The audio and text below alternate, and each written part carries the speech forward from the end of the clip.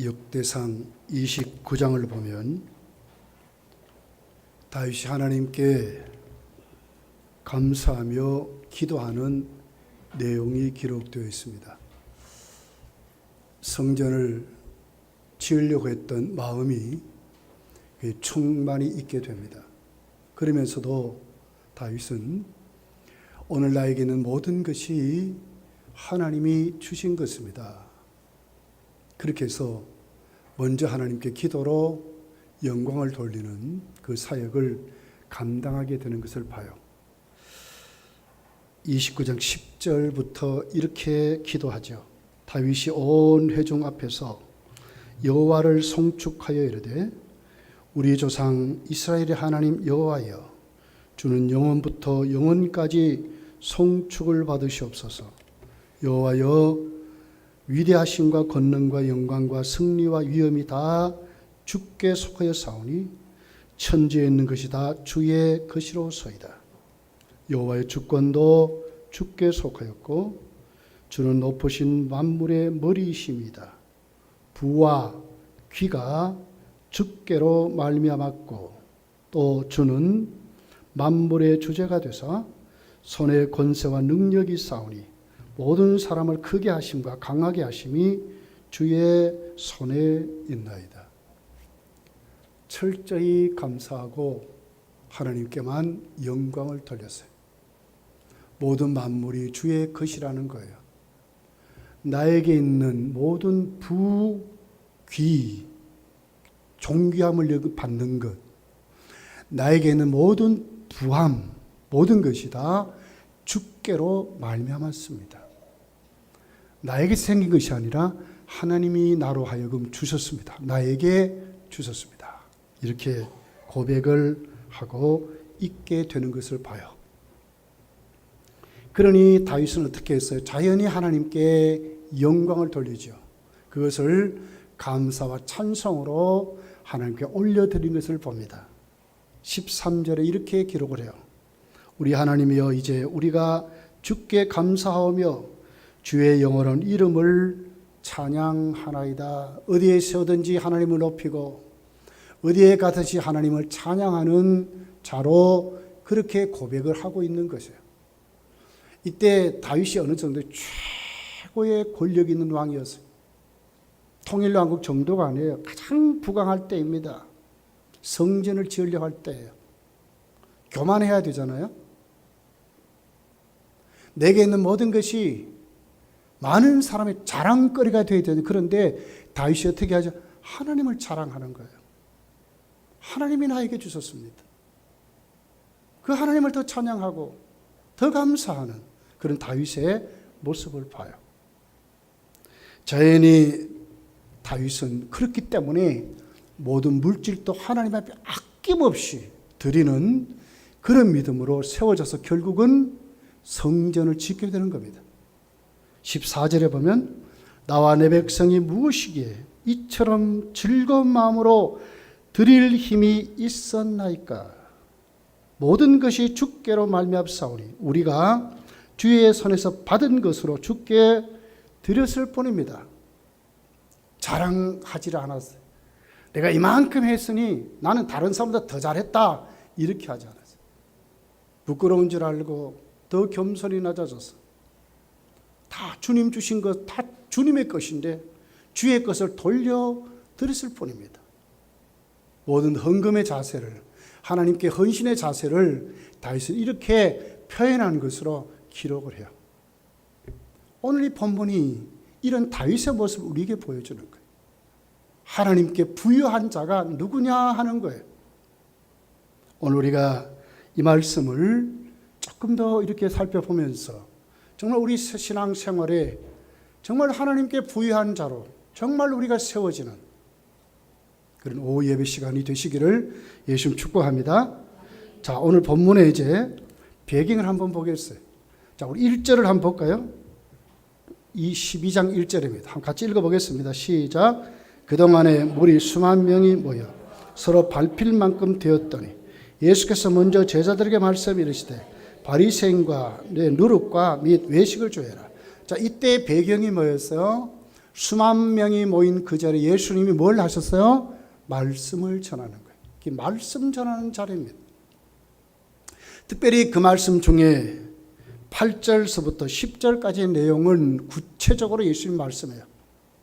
내가 또한 너희에게 말하노니 누구든지 사람 앞에서 나를 시인하면 인자도 하나님의 사자들 앞에서 그를 시인할 것이요. 이 뭐예요?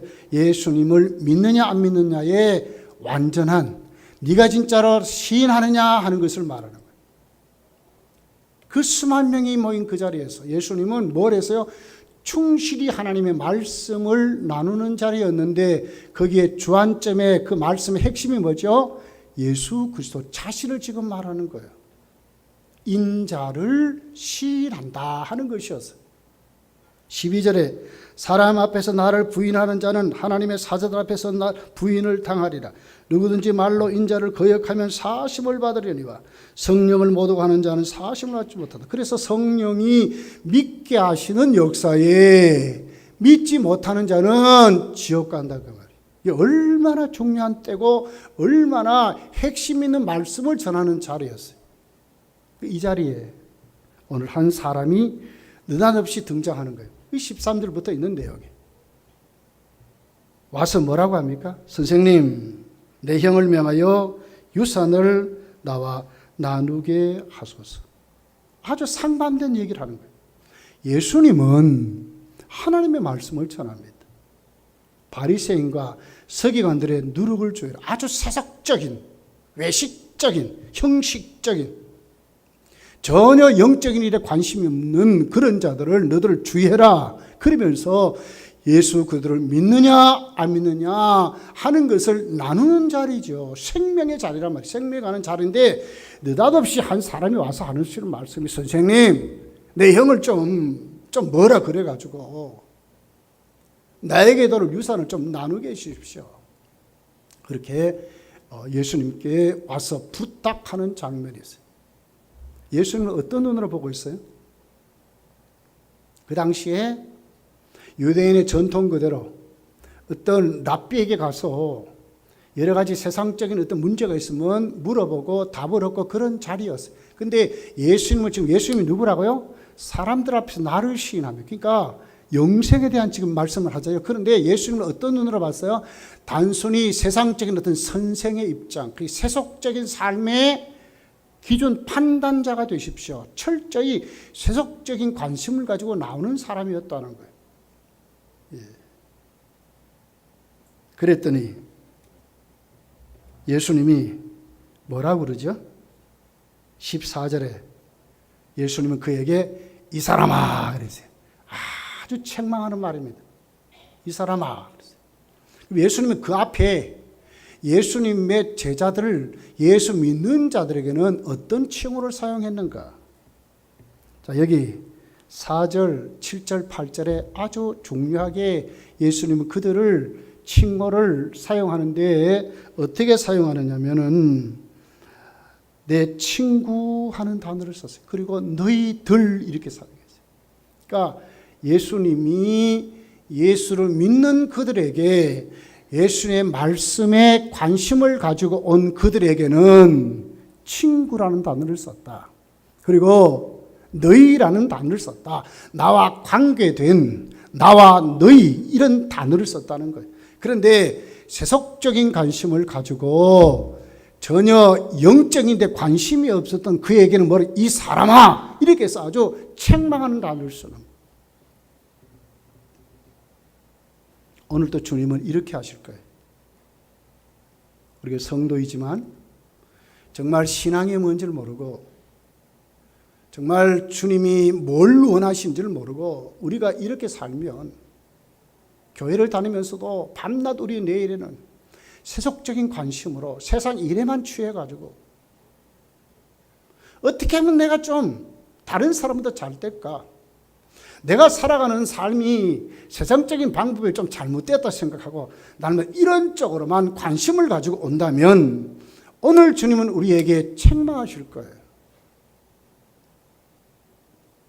하나님께 대한 부요라는 단어가 뭘까? 지금 21절은 뭐라고 그러죠? 결론으로 주님이 말씀하는 거예요. 오늘 21절에 이렇게 말하죠. 자기를 위하여 재물을 쌓아두고 그 재물에만 세속적인 관심에만 관심을 두고 살아가는 자라면 뭐냐? 하나님께 부유하지 못한 자라는 거죠. 하나님께 부유한 자가 누구냐 그 말이에요. 영적인 자리를 팽개치고 말씀의 자리를 팽개치고 주님을 시인하는 자리를 팽개치고 그분께 찬양한 자를 팽개치고 그분께 기도하는 자를 팽개치고 그분께 예배드린 자를 팽개치고 우리의 세속적인 관심에 열심히만 살아간다면 주님과의 관계에 주님은 어떻게 대우하신다고요? 이 사람아 그런다고 말이에요. 네. 여러분 오늘 누가복음 오늘 본문 14절은 더 예수님이 그 사람을 아주 심도 있게 책망을 해요. 누가 나를 너희의 재판장이나 물건 나눈 자로 세웠느냐. 그게 뭐죠? 예수님이 이 땅에 오셔서 오늘 또 우리를 구원하셔서 이루게 하신 삶에 예수님이 우리의 주가 되심은 오늘 여기에 누가 나를 예수님은 너희의 재판장으로 옳고 그름을 따지는 세상적인 기준으로 세운 자가 아니라 그 말이죠.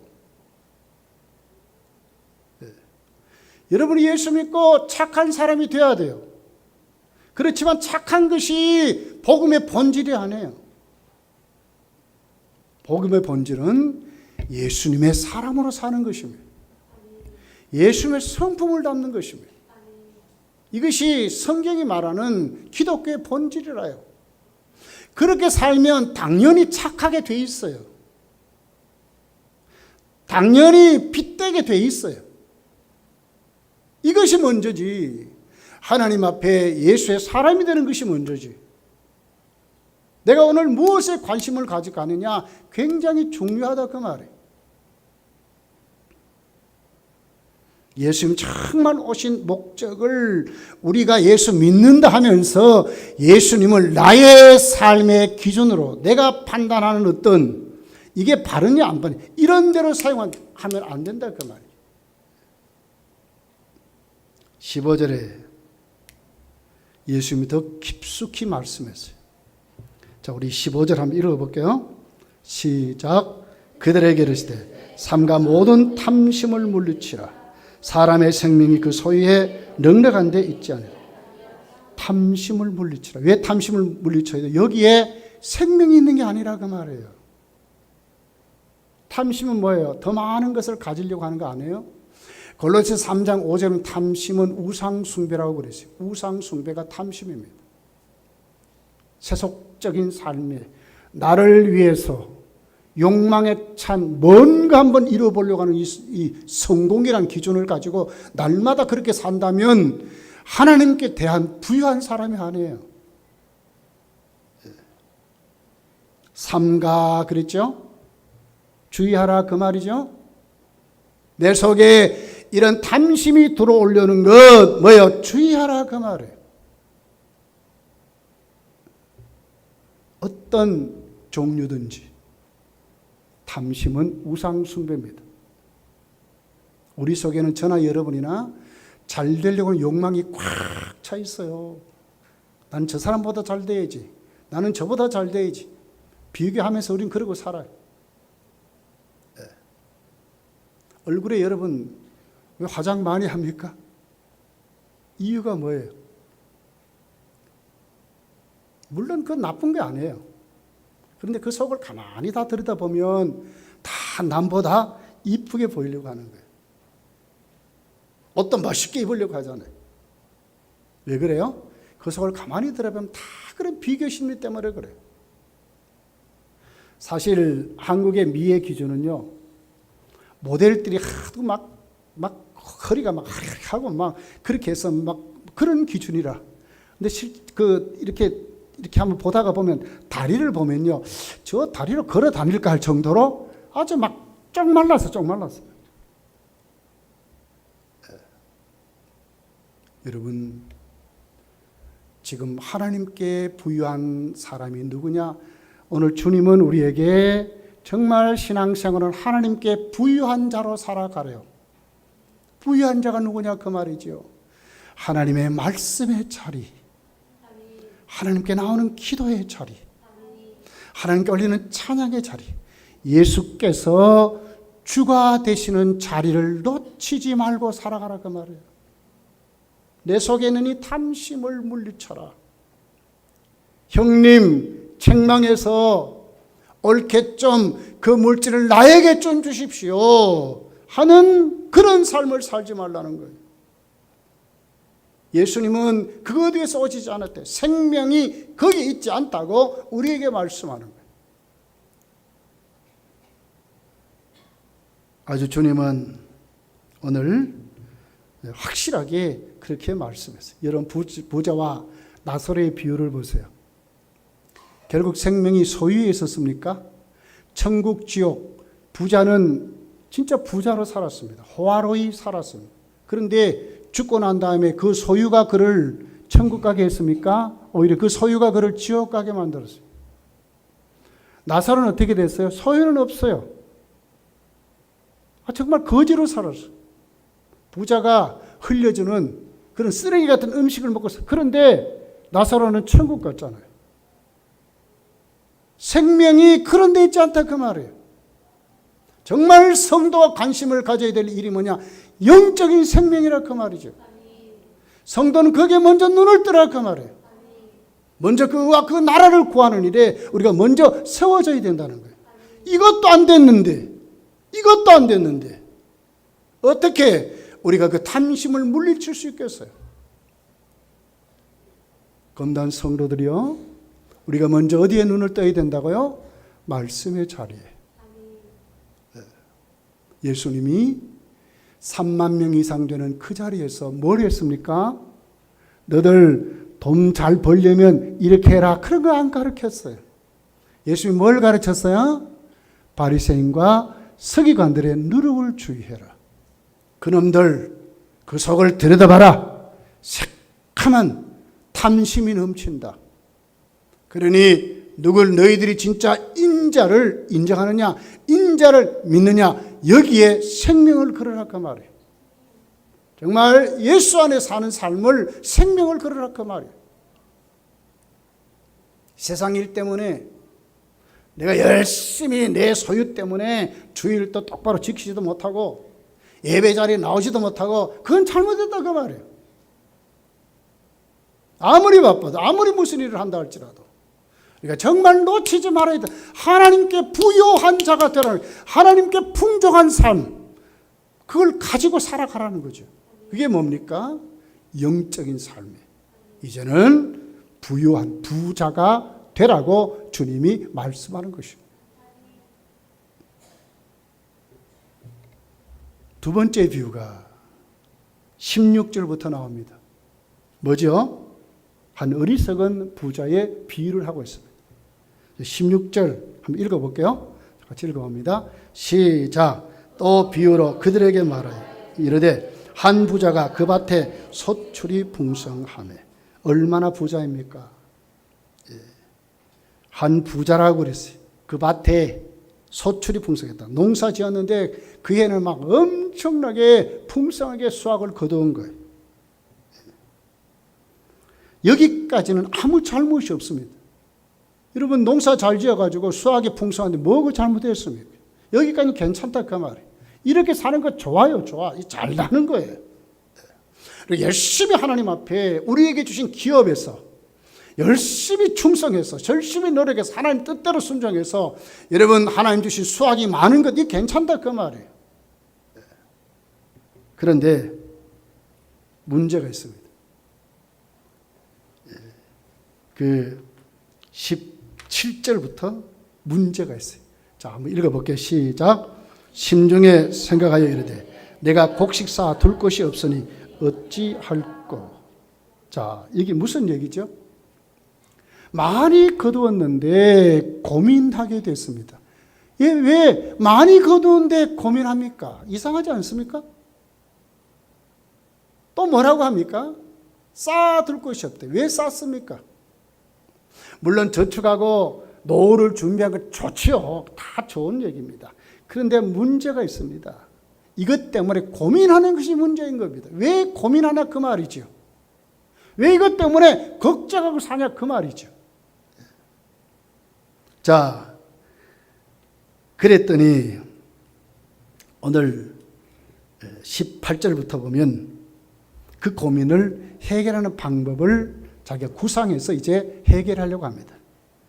또 이르되 내가 이렇게 하려 내 곡간을 헐고 더 크게 짓고 내 모든 곡식과 물건을 거기 쌓아두리라. 조금 이상하지 않습니까? 원문을 보면 여기 17절에 이 곡식이란 단어는 내곡식 이런 뜻을 갖고 있어요. 원문에 보면. 그러니까 이 곡식이 하나님이 주신 것이다 하는 의미가 전혀 없는 거예요. 어떤 이웃이 나에게 도와주어서 얻었다는 그런 이유는 눈꼽만큼도 없는 이 곡식이 다 내 것이다. 풍성한 수확도 다 내 것이다. 18절에는 더 한 걸음 더 떴죠. 내가 이렇게 하리라. 전혀 거기는 하나님은 눈꼽만큼도 없어요. 내 곡간을 헐고 여기 뭐예요? 또 내 모든 곡식과 물건을 쌓아 두리라. 그러니까 모든 여기에 이웃이나 하나님은 전혀 없는 철저히 자기중심적인 나라고 하는 것으로 꽉 차 있는 모습을 봐요. 여기에 문제가 있는 거예요. 하나님께 왜 부여하지 못하느냐? 자기만이 있기 때문에 그런 것입니다. 농사 아무렇게나 자기 노력대로 자기가 열심히 노력한다고 잘 짓게 됩니까? 팔궁산에요. 등산을 하다 보니까요. 가산산성에 올라가다 보니까 그 산딸기가 굉장히 많아요. 근데 물이 많고 이런 데는요. 딸기가 좋아. 아주 굵어. 근데 산에 올라가면 올라갈수록 물이 없어요. 그랬더니 딸기 그 알이 말해요. 얼마나 잔줄 몰라. 조금은 해요. 다 그래. 왜 그래요? 위로부터 부어주는 이 물을 충분히 빨아먹은 것은 잘 되더라 그 말이죠. 농사 자기가 열심히 짓는다고 다 잘 됩니까? 누가 잘 되게 하셨습니까? 하나님이 잘 되게 하셨죠. 내가 나의 곡식을 쌓아둘 게 없으니 내 곡간을 내가 헐고 내 곡간을 내가 크게 지어서 거기 쌓아두고 살리라. 철저히 누구를 위해서? 자기 노후를 위해서만 생각하는 거예요. 전혀 하나님께 대해 부여함이 없습니다. 더 문제가 있습니다. 그는 하나님이 없습니다. 그리고 뭐가 없어요? 내일은 있지만 전혀 죽음에 대한 말이 눈꼽만큼, 죽는 것은 눈꼽만큼도 생각하지 않는 거예요.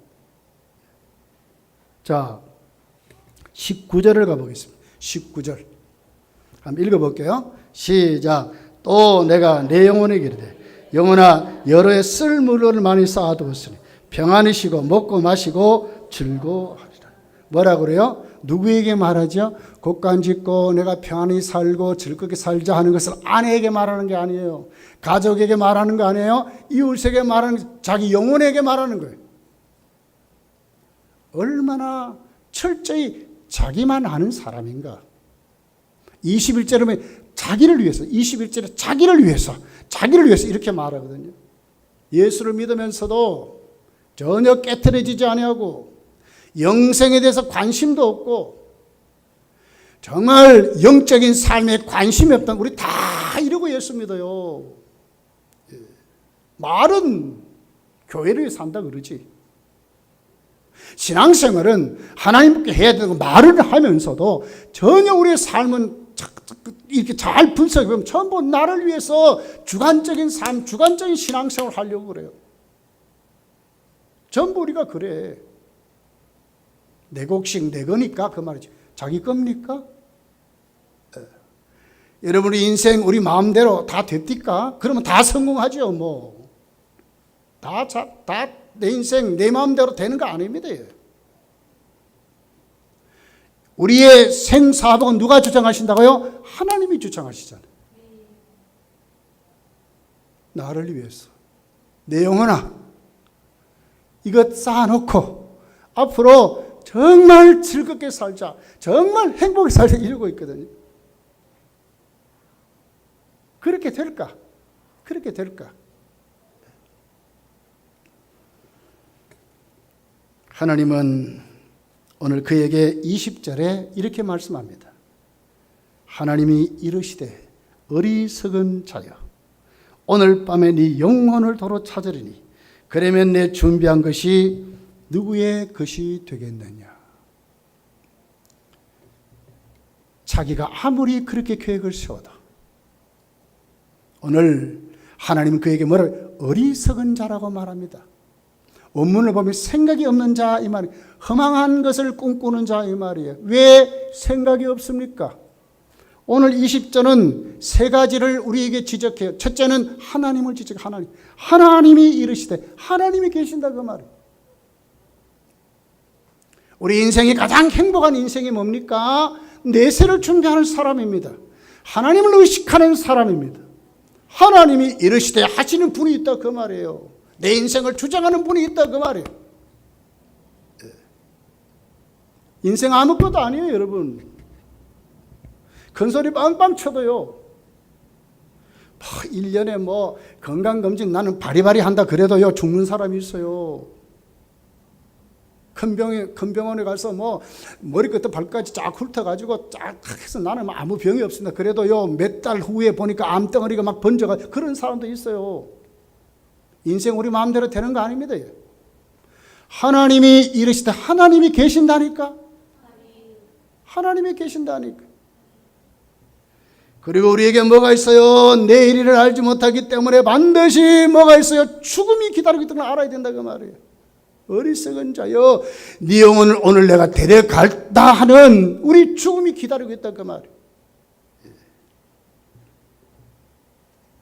그리고 뭐가 있습니까? 네 준비한 것이 누구의 것이 되느냐. 이웃이 있다 그 말이에요. 나만 먹고 사는 것이 아니라 내 가족도 있고 내 이웃도 있다 그 말이에요. 그거 네 것 다 아니라 네 것 다 아니라 그 말이죠. 어리석은 자 생각이 없다 그 말이에요. 여러분 우리 이렇게 사는 사람이 정말 바보 같은 인생을 사는 것과 똑같아요. 아무것도 아닌 인생. 하나님께 부유한 자로 살아야 된다는 거예요. 어떻게 돌아와야 되겠어요? 이제는 영적인 일, 말씀의 자리에 관심을 가지셔야 돼요. 은혜 받는데 관심을 가지. 이것이 하나님께 부유한 자의 첫 번째 순서예요. 두 번째는 이제는 진짜 하나님을 생각하고 하나님 신 은혜를 생각하고 이타적인 내 중심으로 살았던 삶을 어디로 돌아와요? 하나님 중심으로. 하나님의 부여로 내가 세워질 줄 알아야 된다는 거예요. 그래서 오늘 성경이 말씀을 하죠. 전도서 솔로몬은 이렇게 말씀했어요. 전도서 2장 18절에 보면 내가 해 아래 내가 한 모든 수고를 미워하노니 자기가 해 아래 하는 모든 수고를 미워한대. 왜 미워합니까? 이는 내 뒤를 이을 이에게 남겨주게 됨이리라. 자기는 누려보지도 못하고 그거 누구에게 돼요? 내 이웃의 것이 돼버린다는 거예요. 나는 죽으라고 그렇게 해가지고 재물의 욕심을 가지고 막 나를 위해서 곳간에 쌓았고 난리를 쳤는데 그거 다 누가 누리느냐? 다른 사람이 누린다 그 말이에요. 넘겨줄 자가 기다리고 있다 그 말이에요. 그러니 내 인생을 내가 미워한다. 내가 해 아래 수고하는 모든 내 인생을 내가 미워한다고 솔로몬이 지금 그 얘기를 하는 거예요. 이런 사람으로 살지 말아야 되잖아요. 써보지도 못하고 누려보지도 못하고.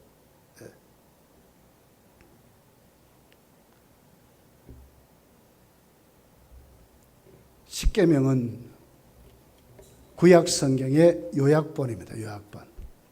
구약 성경을 쭉 짜서 주제를 말하면 십계명이에요. 십계명. 십계명을 해석하면 어떻게 나눠요? 예수님은 율법과 선지의 대강령이라 그렇게 하면서 하나님 사랑, 이웃 사랑 그랬어요. 이것이 하나님 백성의 새 삶의 기준입니다. 먼저 순서가 뭐예요? 하나님 사랑이에요. 하나님을 사랑할 줄 알아야 돼요. 이웃 사랑하기 전에 먼저 하나님을 사랑하고, 그러면 자동으로 그 물이 이웃을 사랑하게 흘러가게 되어 있어요. 하나님께 부여하라 그 말이죠. 하나님께 관계를 회복하라 그 말이에요. 하나님 앞에 오늘 또 나와서 그 은혜를 사모하고 그럴 줄 알아라 그 말이에요. 그리고 나에게 있는 모든 소유가 나를 위해 세우는 자가 아니라 주를 위해서 풍족하게 넘치도록 풍요롭게 주를 위해서 살아가라 그 말이에요. 재물을 나를 위해 쌓지 말고 하나님 나를 위해서 쌓으라고 말씀을 하고 있어요. 예수님은 아주 넘치도록 바른 주석을 하셨어요. 마태복음 6장 9절, 19절, 21절까지를 읽어보면 정확하게 말씀했어요. 너희를 위하여 보물을 땅에 쌓아두지 말라. 너희를 위하여 보물을 땅에 쌓지 말라. 거기는 좀과 동록이 해하며 도둑이 구멍을 뚫고 도둑질하느니라. 오직 너희를 위하여 보물을 하늘에 쌓아두라. 거기는 좀이나 동록이 해하지 못하며 도둑이 구멍을 뚫지도 못하고 도둑질도 못하느니라. 네 보물이 있는 그곳에는 내 마음도 있느니라. 이게 무슨 얘기죠? 여러분 정말 금단교회를 사랑한다면 여러분 헌금생활 정말 똑바로 하셔야 돼. 나를 위해서 준비한다고 11조 생활도 안 하고 말해요. 감사 생활도 안 하고요. 성경음도 안 드리고 어떻게 여러분 우리가 하나님 앞에 교회를 사랑한다고 말할 수 있습니까? 정말 나를 위해서 생각하는 거 좋다 그 말이죠. 그러나 먼저 뭐 한다고요? 하나님께 부유한 자가 되라는 거예요. 재물을 나를 위해 땅에 쌓아두지 말아라. 왜? 이것 가지고 영생 가는 게 아니라 그 말이에요. 영생은 뭐냐? 생명인데 주를 위해서 하나님 나를 위해서 쌓는 사람이 가져간다 그 말이에요. 천국과 상급은 어떻게 받습니까? 주를 위해서 일하는 사람들이 받습니다. 하나님 나를 위해서 쌓는 사람이 받습니다. 심은 대로 거둔다고 그랬어요. 성도여, 하나님께 부요하십시다. 특별히 중직자들이요, 하나님께 부요하십시다. 말은 교회 재정이 어렵다 하면서 10줄 생활 안 하는 분들, 중직자들 있습니다. 이제 돌아오셔야 돼. 진짜 하늘에 쌓는 사람들이 되어야 돼. 네 보물이 있는 곳에 네 마음이 있다 그러잖아요. 우리 마음이 어디에 있다고요? 네 보물이 있는 곳에 있대. 나를 위해서 쌓는 사람은 거기에 내 마음이 있는 거예요. 하나님께 대한 부여한 게 아니에요.